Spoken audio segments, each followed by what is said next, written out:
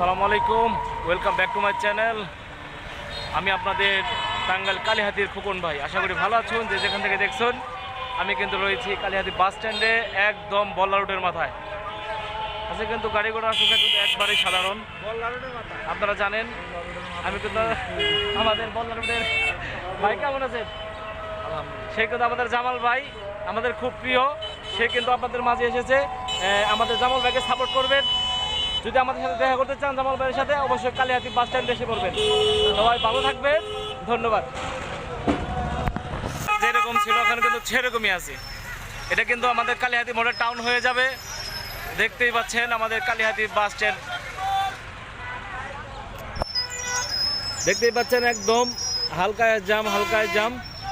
আর বল্লা road তো জানেনি, ট্রাকের জন্য বিখ্যাত। খালি ট্রাক চলে। এগুলো এসে খালি মনে করেন যে জাম বাজায়, খুব ভয়ঙ্কর অবস্থা হয়ে যায় এই রাস্তাটা। আশা করি ভালো আছেন। এই যে আমাদের সাইদ ভাই, ভাইকে সাপোর্ট করবেন।